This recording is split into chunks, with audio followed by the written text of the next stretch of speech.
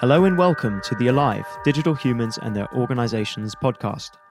This series explores themes and topics relating to all things digital and the shift we're experiencing as the digital era impacts our lives everywhere.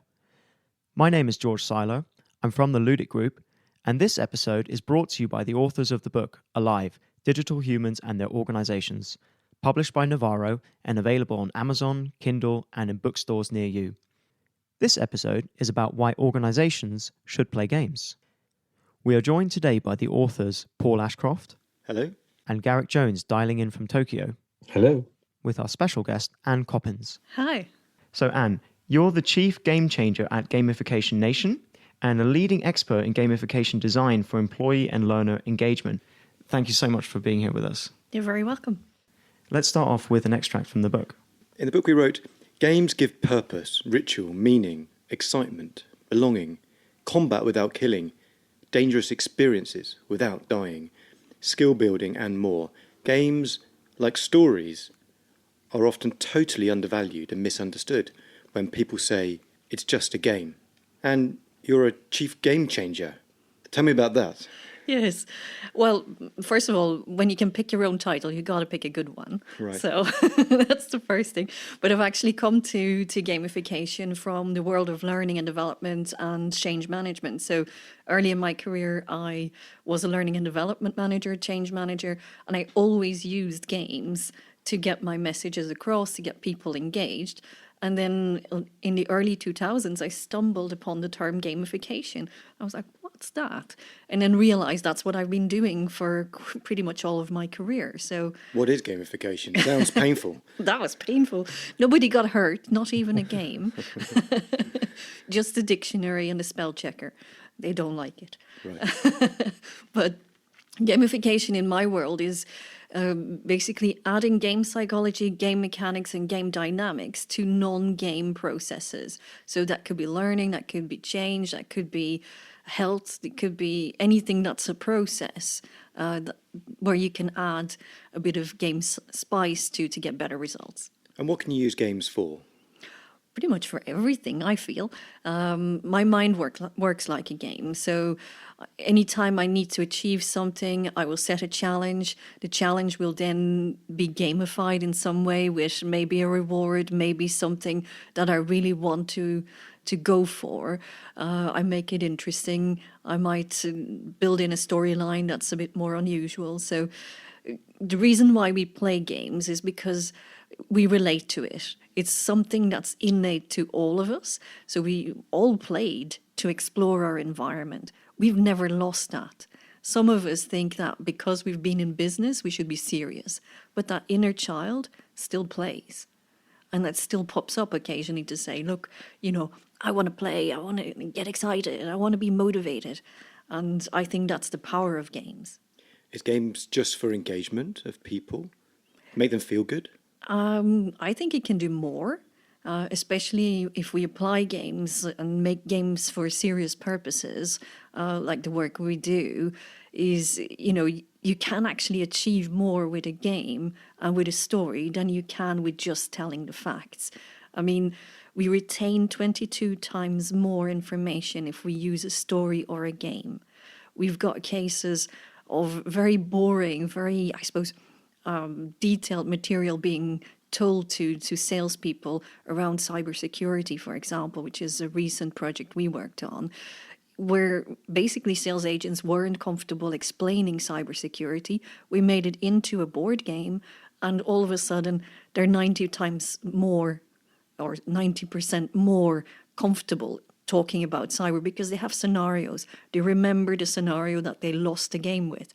They remember the banter they had sitting around the table going through the game. So there's really good reasons why we should use it more. So for engagement, for learning, for Absolutely. Scenario planning, for wayfinding, for finding and planning a way into the future. Absolutely.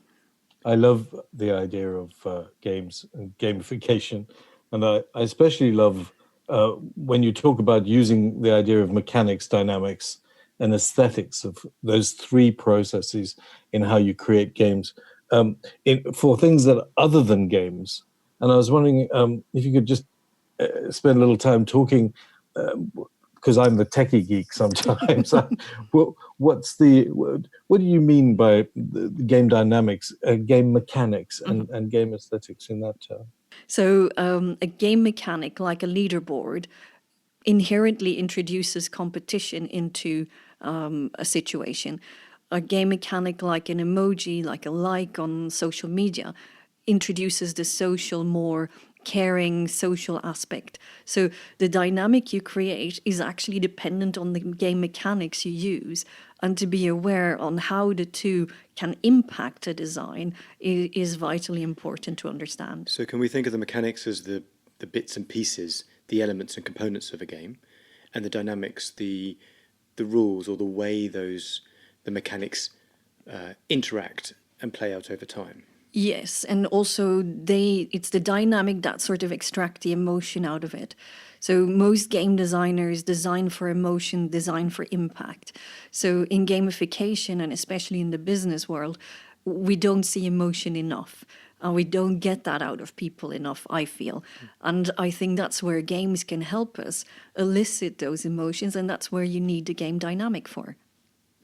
So digital games clearly have become ubiquitous, absolutely everywhere, from the very young to the very old. Everybody is playing games, not just physical games, but online games. Have you seen how that's impacting how game playing is happening in organizations?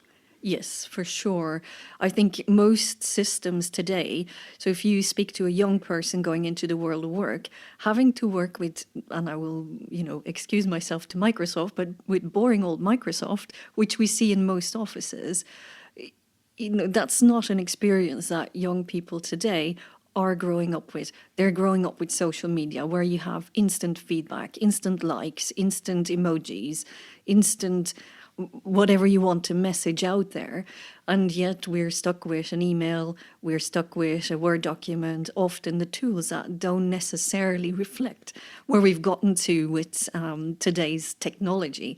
So I think the more we evolve, the more we'll like to bring games into the world, or that's what I'd like to see. Yeah, for it sure. feels like there's a disconnect. There's quality of the type of games you can play outside of work is far superior than the type of games. Absolutely. I completely agree. And I think we're in for a huge surprise in terms of what's coming down the line with the younger generation. I mean, for example, if I was round at Paul's house the other day and his son Ben, who's 10, sort of came in and was doing some stuff and he wasn't doing his homework. Paul asked him, "Why aren't you doing your homework?" Do you remember this, Paul?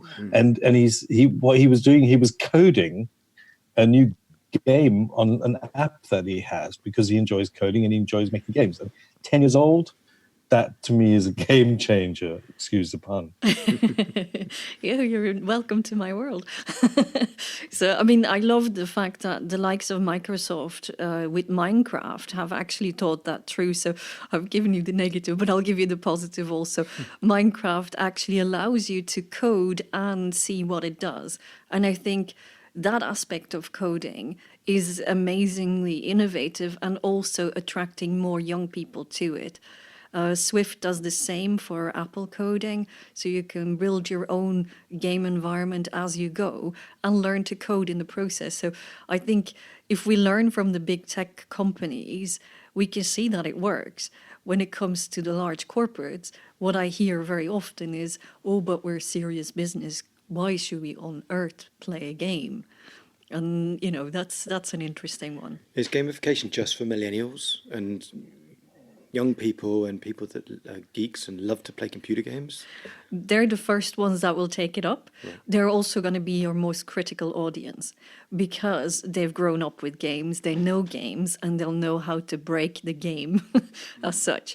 But in reality, the research studies out there say that it's actually Generation X and older that are doing more gaming during work hours than millennials when presented with gamification of their applications. The reason for that, for them, is it's still novelty. For the younger generation, it's business as usual. We expect it. So it's interesting to see that dynamic. And that has changed over the last 4 or 5 years. So 4 or 5 years ago, it would have been the opposite way around. Are you seeing similar things around the world? Yes, I am. I would say Europe and North America have been, I suppose, earlier adopters than, let's say, Asia and the Middle East. But the growth of gamification in the workplaces is larger and faster in Asia and the Middle East, in my view. And actually, at the peak of Pokemon Go, I was in Singapore and I nearly got knocked out by a granny with her tablet trying to catch a Pokemon. Just one of those things. You wouldn't see that here.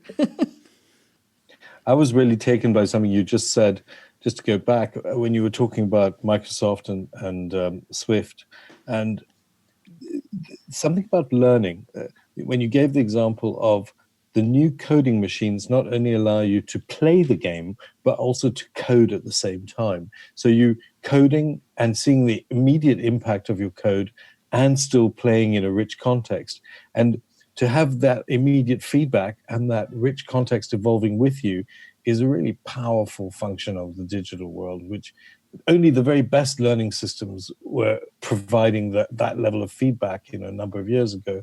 And the question for me is, how do we take that powerful learning understanding where you're in the context and it's evolving with you and you're learning from it at the same time, coding and experiencing, how do you take that into, say, a non-gamified world? Well, actually, most of the world of learning is still non-gamified, apart from learning systems saying that they've got a gamified system when they've added points, badges, and leaderboards, which, is a completely different debate. But Yeah. I think your point to the co-creation aspect of it, we haven't seen that yet. And I think that's where it's super powerful. Imagine a whole team working together to build the best application to suit their workflow. I mean, Yes. that to me is where the power lies. It's basically giving the people in your organization the tools that they want, as opposed to the tools you impose on them. So I think there's a massive shift change starting to happen. I think it will take us probably another 5 years before we see it en masse in the workplace. And then how would you see that interconnectivity happening in terms of the things that are being built through sort of games and gamified processes, tying into the things that organizations can measure and actually get those KPIs working? This is where it's funny. I think in games, you can track way more than in any given other system. In fact, most LMSs are still what they call SCORM compliant, which means you send a whole package of a course and that's all you track. So you track the completion of the whole course. In a game, you track, have they clicked to open, have they clicked to play, have they answered the quiz questions, how did they score? So there's a whole bunch more mechanics that you can measure. And I think that's where the power of games will come in once organizations understand how it works. Because I think we're a bit away from that yet.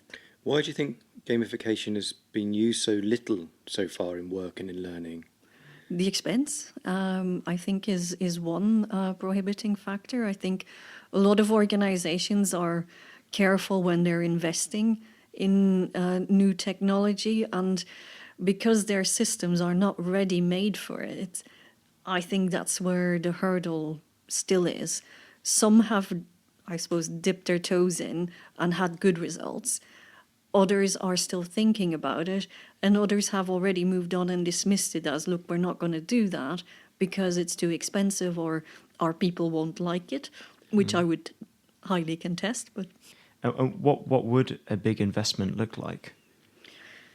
depends on the organization. Not in terms of financial amounts, Okay. but more in terms of if an organization was to really go all in, what might that look like? So you mean kind of building a whole application? In terms of building it into its intrinsic systems.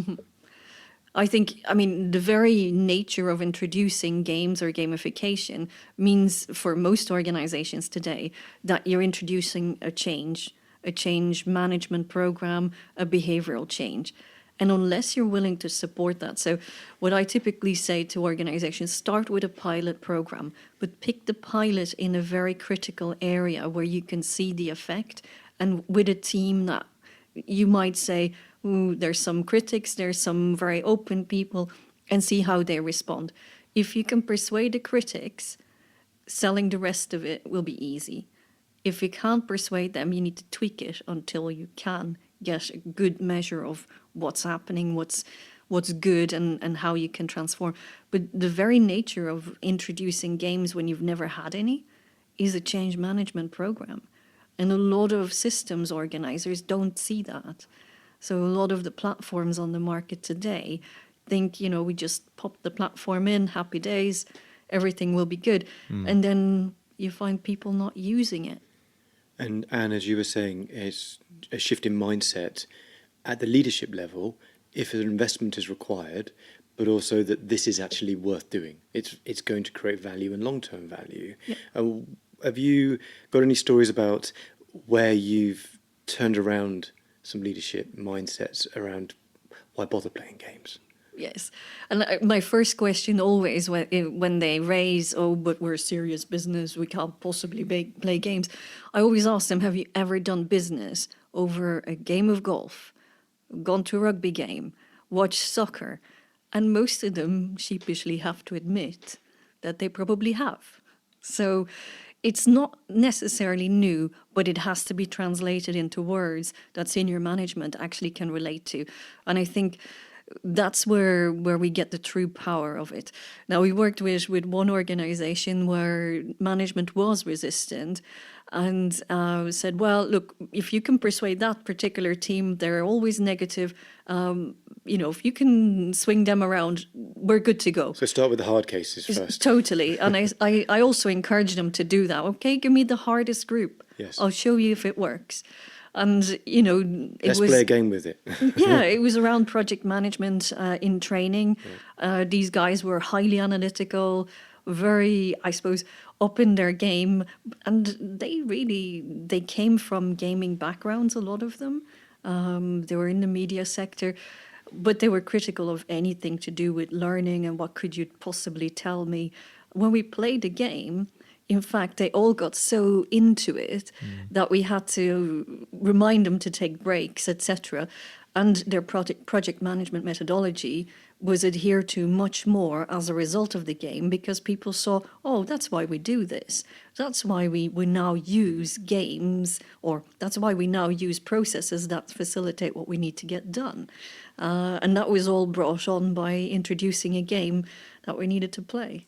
I'm intrigued by your experience of what makes a good game. So, as you said, we play games for thousands and thousands of years. People still design bad games. Monopoly is a great game that's lasted for a long time, but there's still flaws in Monopoly, right? It's got a rule in it that essentially means that if you're rich, you quickly become richer, and if you're poor, you quickly become poorer. So often the end result of that game is family arguments and no more playing Monopoly till next Christmas or next year. Yes. So in a business context, what makes a good game, do you think? Yes. I think, and Monopoly is a classic example. I mean, in our house, my sister always got the rich street and had a hotel on it. So I vividly remember those days. And, I think if you think about games, it's the balancing of the game, the interaction. So you want to think through as a designer, how does that work? What are people going to say? And play test a lot. For the cybersecurity game, normally what's recommended in the industry is that you test a minimum 100 times. Wow. Now, in most organizations, you don't get that time frame. So we tested about 16 times before it went live with the first version. And then we revisited that version after 2 more play tests for the second revision, which stuck. So if you can get up to 20, 25 times, you need to think about, is it fair to everyone? Does everybody have a chance to win? And what else are they experiencing when they're playing? And if competition or conflict is not what you want, then you want to make the game type or the game choice much more collaborative. Yeah, so thinking about what the purpose of playing the game is in the first place. Absolutely. Is it a learning game? And if it's learning, you're learning about what? Is it to drive a certain type of behaviour? Yep. And so on. I keep on remembering back to my father, who, when he was confronted with his first computer, was completely dumbfounded and didn't want to interact with it at all. until we gave him a copy of Tetris. I don't know if you remember that. And it was an old floppy disk. And we taught him how to switch on the computer and put Tetris in. And he became completely addicted to the point where it became a little bit antisocial and we had to have a chat with him. But and I hope he doesn't hear this podcast because he'd be horrified. But it really did the trick. And it was the games that allowed him to, simple and enjoy the games. They allowed him to open the door to a life using computers and spreadsheets, and took away it took away all the fear and the angst relating to that.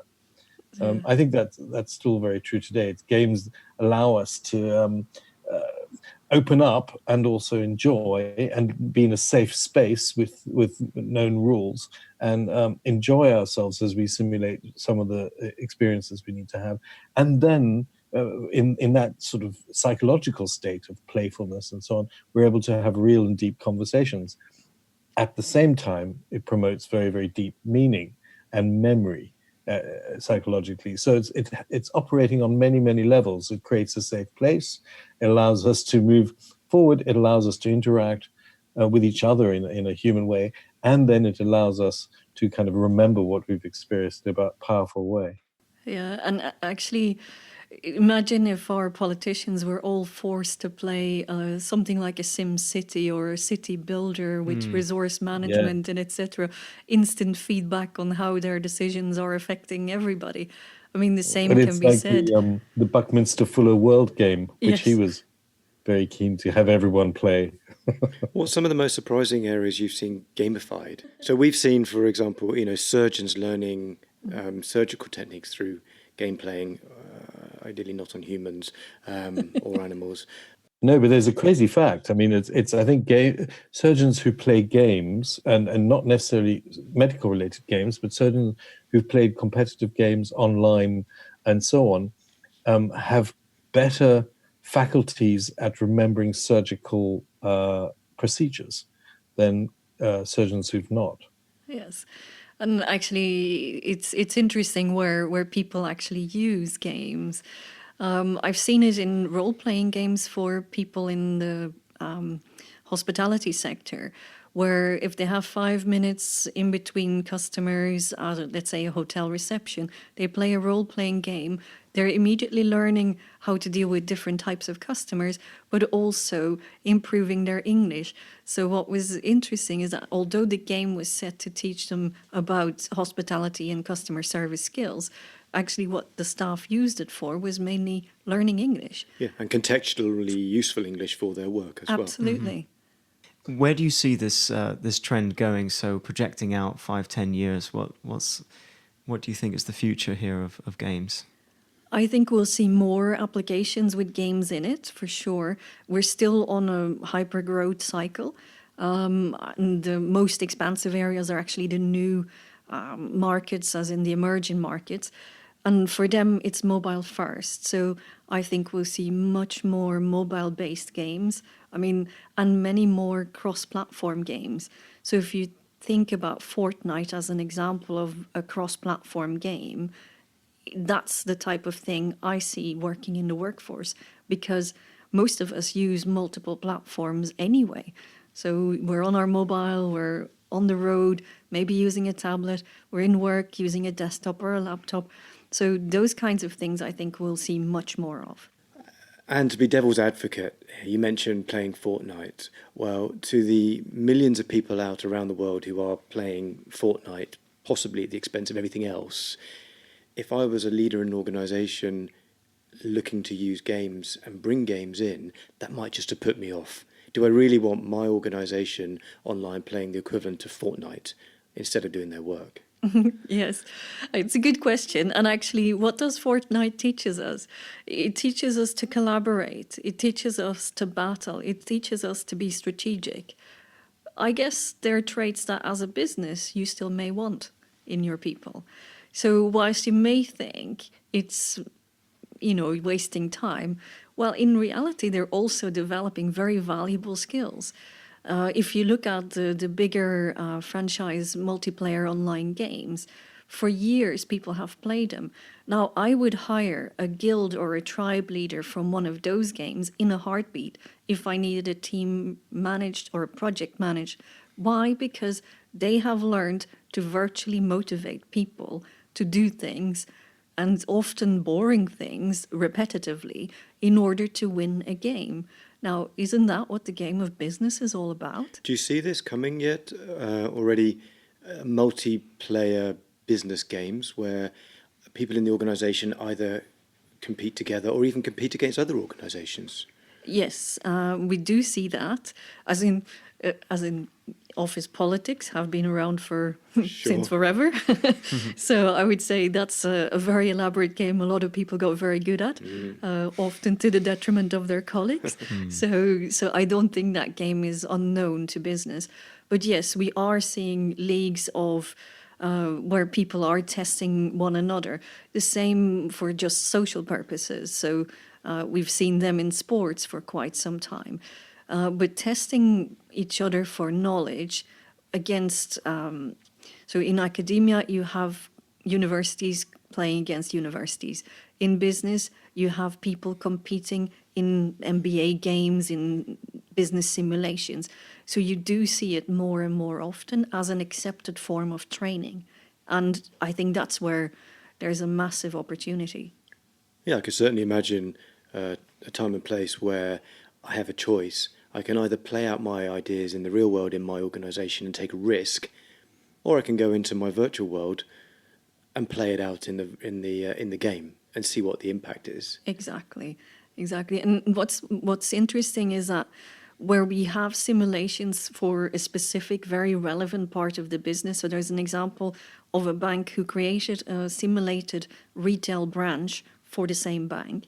And a lot of the more senior managers went in after hours to play the game to see how it would work out and how the various resources they had to manage worked out in reality. So they taught themselves to become better. The same in factories. So we see it wherever there has been a game developed. People use it, but let them use it in their own time. And what you'll find from the statistics is that people actually use it outside of office hours naturally, because they are curious to see, how can I get better as an individual? You touched on a very interesting point around looking to how the profile of a gamer is and using that as a basis for finding the right people for the right types of roles. What about those people who perhaps aren't that deep into the game? Do you think we're going to get to a point where you'll have people whose traits are well documented through their interactions on the games, and almost to the detriment of people who perhaps aren't playing the games, and it isn't known what they're good at or not good at? Do you think that will become an issue for us in the future? I think it's an interesting question. I think there is much more known about, let's say, millennials in general, and even the generations beyond millennials, because they've been online much more. I grew up when there was not that much online, thank goodness for that. And, at the same time, It's interesting you say thank goodness for that. Yeah. Why do you say that? Some of the things I used to get up to, I don't want documented for future reference. So, I was making games as a kid as well. So it was funny. It always stuck with me as a trait in any case. But I don't think people that don't play will not have a place. I think engaging those people to tempt their luck at play will be a challenge. I often have, so we work mainly in the HR and learning space. So we often have HR managers coming to workshops and they say, I don't like games, I don't play games, and I'm coming to your workshop to see, is this at all useful?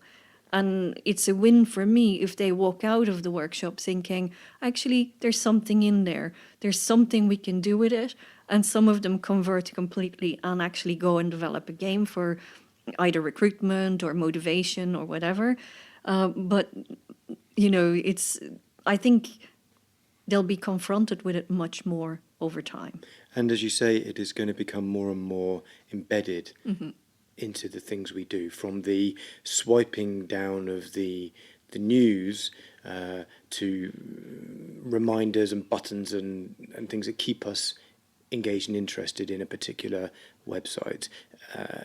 Gamification is not necessarily about playing a discrete game for a particular period of time. It might just be small things that happen all along the way. Yeah.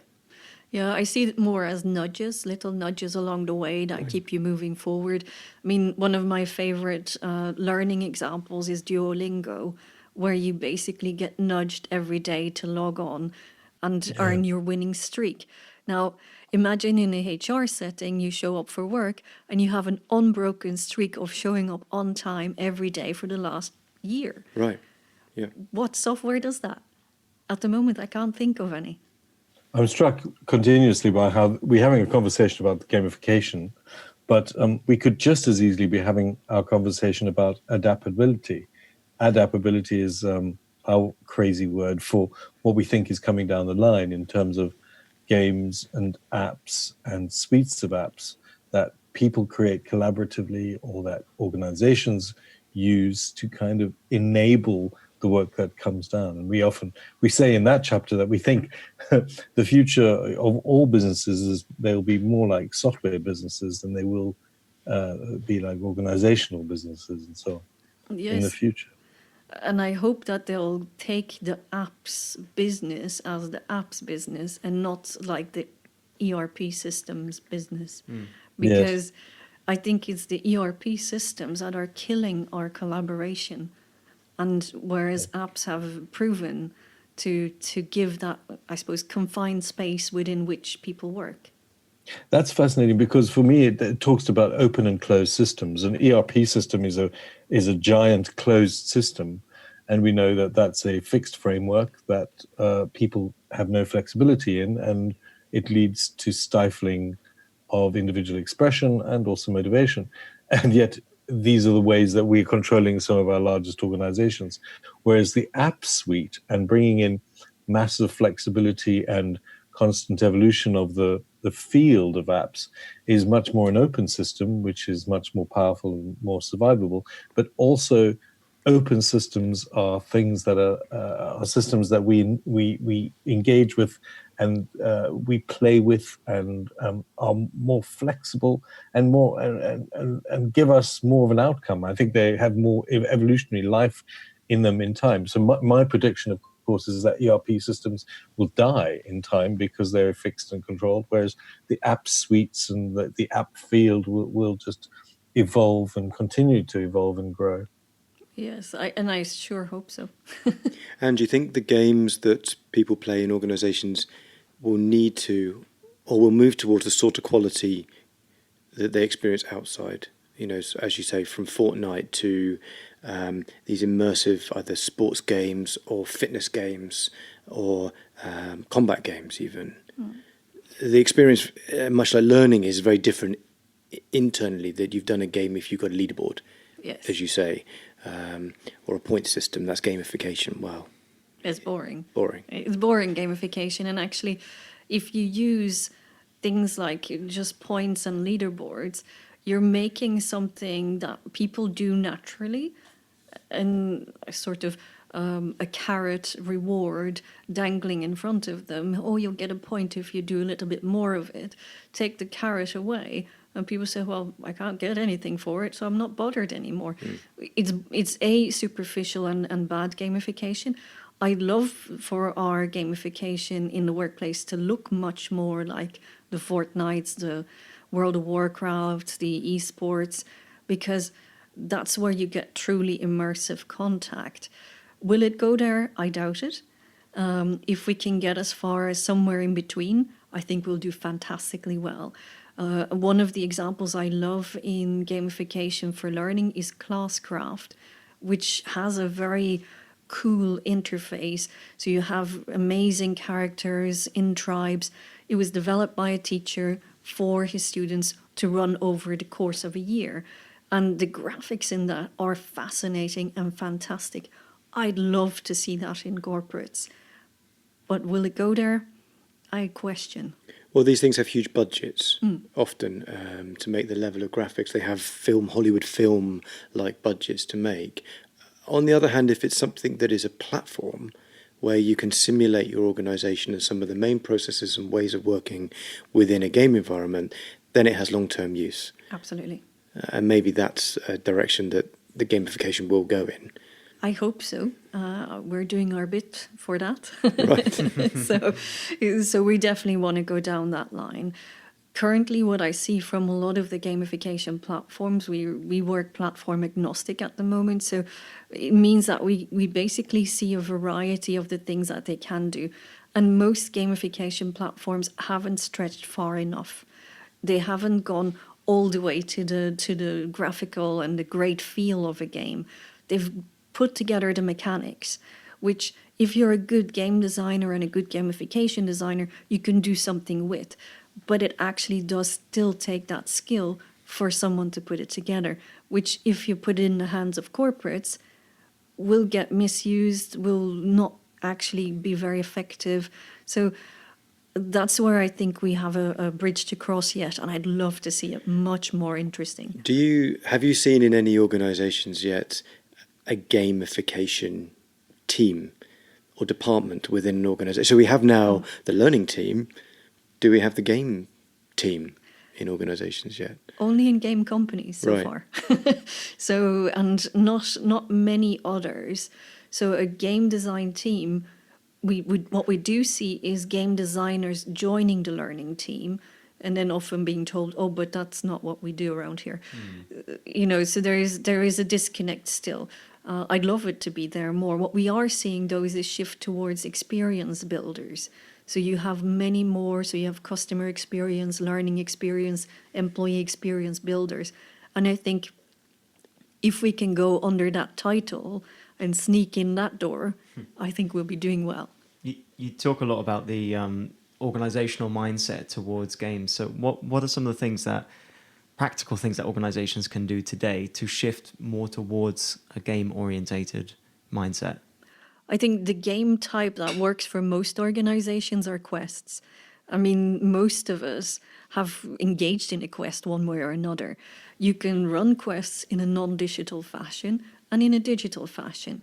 A little bit of support from digital can make it travel longer and allows for multinationals to play together. So, and you don't even have to invest in new systems for that. So we did a well-being game to beat the January blues for one company. And what we used was their internal communication system, which was Yammer at the time. So very much use what you've got, make it interesting. We put people together in teams, had them sort of motivate each other to do a little bit of exercise every week. And then whoever and whichever team reported the most exercise with pictures and dates, etc. We did get them to document everything. Then won a prize for the whole team at the end of the month. What it also did, which was interesting, it also raised collaboration across offices, because all of a sudden I sit in London, I knew my Brazilian counterpart, and all of a sudden I had a connection there and said, I need to talk to the person who's in marketing in Brazil. Can you get me in touch with them? And that also happened. So it's creating new connections. Absolutely. Yeah, reinforcing learning. Yeah, it was much more than just the January blues that we beat. We beat the numbers from the previous year for January, and we made connections that they never made before. So those were side benefits that we didn't ourselves plan on having. So it was fantastic to see. Yeah, it's great. I love this point about using what you have, because we all, many people now are wearing fitness tracking devices, for example, or Strava or open systems. So you have the ability to measure what people are doing. So that's great. Yeah, that was the easy upload. So the ones with the Fitbit had the easy thing. The ones that didn't have, let's say, Fitbits or smartwatches or any of those things, they actually had to upload a picture of them in the gym or them at the soccer field and whatever. So, which was also fun, because that created, oh, wow, I didn't know you looked like this. Yeah. Or I didn't know you liked yoga, or I didn't know you liked rock climbing. There was lots of things people were finding out about one another that they never knew before. What are some of your key takeaways and practical tips? Anne, let's start with you, please. So if I was going to give organizations practical advice, it would be to start with a pilot, to start small and test it out. And then to identify the gamers within the company and get them involved into redesigning either a process or getting them involved in co-creation of whatever game you want them to do. Start small, see where it takes you, and don't be afraid to tap into the resources you have, because you'll be surprised what they can come up with. Thank you. And Garrick? I think the most exciting thing for me about this conversation are the takeaways about the future of work. Specifically, whereas design thinking is really getting traction today, and it's been about 10 years for design thinking to start to become a mainstream way of thinking in work. I know, for example, McKinsey have just really signed up for design thinking as a key component for the future of work. I predict that the future after design thinking is going to be game thinking. And game thinking specifically relating to collaboration and people working together and gaming together, as Anne was referring to make their workflows and to come up with their organizationals together through using game thinking and game frameworks. And my tip is for leaders to get on the bandwagon with game thinking. Thank you. And Paul? I would challenge leaders to start from the question, what can't be gamified? Bringing games and gamification into an organisation isn't just about leaderboards and points and scoring. Yes, it is about lots of little nudges and elements that can be put in to gamify specific parts of work, specific parts of learning. But also it can be used for a whole range of activities, from recruitment to interviewing, for skill building, connection building, scenario testing, and so on, which makes learning and building towards the future, in fact, faster, less risky, and probably cheaper in the long run than doing it without games. I think for organisations who are not playing games, they're the ones missing out. You've been listening to a Ludic podcast, Alive, Digital Humans and Their Organisations. Thank you for joining us. Be sure to subscribe to the podcast series, and we look forward to hearing your thoughts and having you join us next time.